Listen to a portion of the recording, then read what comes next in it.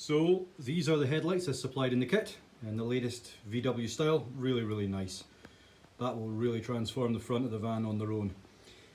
To fit them, the first thing we need to locate in the kit are these pieces here, which are called the Headlight Guides, and they simply attach into the end of the wings that we've just fitted, and they help to secure the lights at the outside. The Headlight Guides are left and right specific, and as you can see, they clip in to the existing holes on the new wings. So the bumper guides do exactly what it says on the tin. They provide locating points for the pins that are on the outside of the headlights, and it's just a case of sliding these in, and then we'll hold them in place with a couple of bolts on the top just so they don't fall out.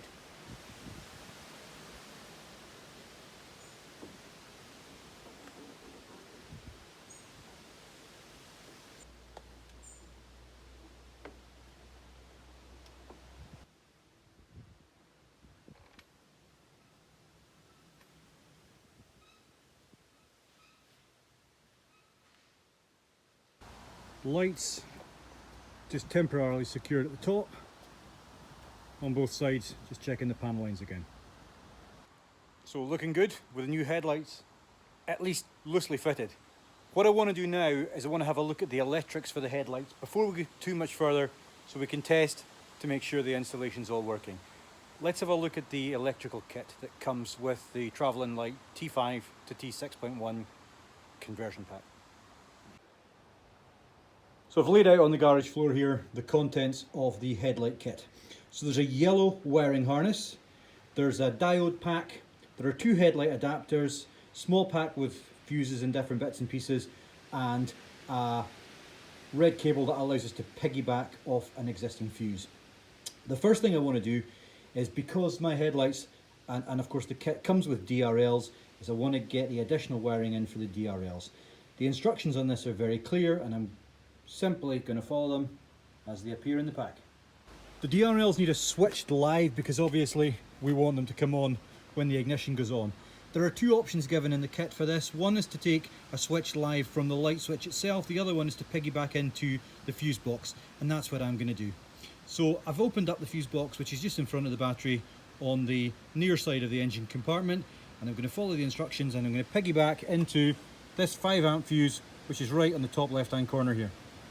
So as you can see, I have now piggybacked that red wire into the fuse box, and effectively that's given us a switched live. Now the instructions at this point say to drill a hole in the top of the fuse box and take the cable through that, but I like the idea of the fuse box staying sealed. So what I've done instead, I'm going to lift out this small tray which clips out at the side of the fuse box, and I'm actually going to make my hole very carefully in the side of the fuse box, and that will still allow the box to open and close without there being a power cable coming out of it. So that's how I've connected the cable. Just a wee clearing hole in here once you've taken this cap out, and takes the cable out the side, and that means you can still open and close the fuse box, but it's sealed. You will find it easier to drill the hole in the side if you take the left hand headlight out. We have a switch live. So having created a new switch live, what we now need to do is to connect that to the headlamp connectors on the original wiring loom in the vehicle. The way that we're going to do that is, you can see when you look in the end there, there's an empty connector, and that should be pin number 2. The pin numbers are on the back there.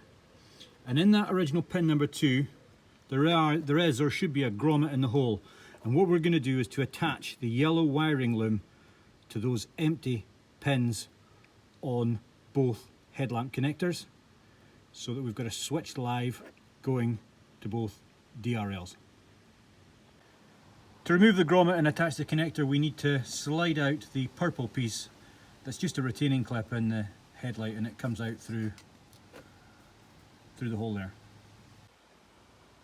So slide the purple clip out the top, push a small screwdriver or something in to squeeze the green grommet out of hole 2, insert the new yellow cable into hole 2, and all I've got to do to finish off the job is to squeeze the new blue grommet into the hole to seal it, and then replace that purple sliding retaining clip. So that's the second one done as well. This is the one with the 2 wires coming into it, and as you can see, that actually sits right next to the switch live that we've created. So the cable's far too long, we're going to cut it short, put the connection on the end of it, and we've got our switch live for our DRLs. Bit of heat shrink tubing over the join makes for a nice, neat job.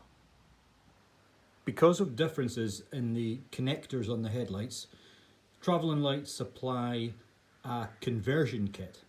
And effectively what this is just a short length of cabling that converts the pin allocations from the pins as they appear on the existing loom on your T5 to the pin positions as they're required for the new T6.1 headlights.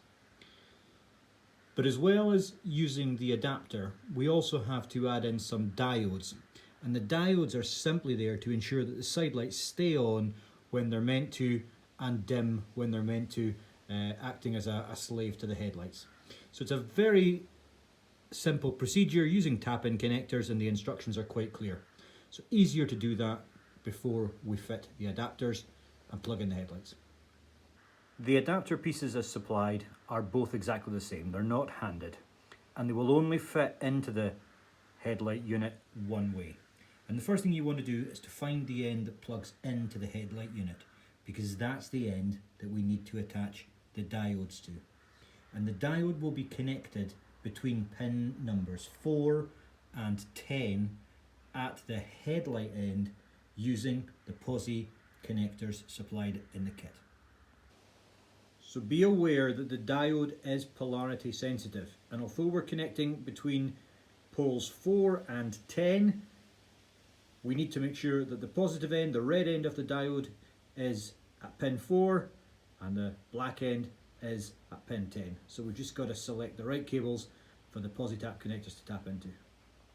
At the end of this exercise then, we've got our 2 modified adapters with the diodes fitted, ready to connect our headlights into our existing T5 loom. So that's what the final install looks like.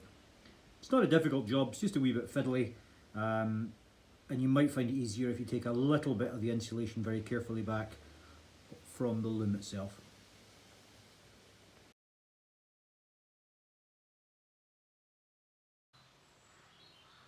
So it's the next morning.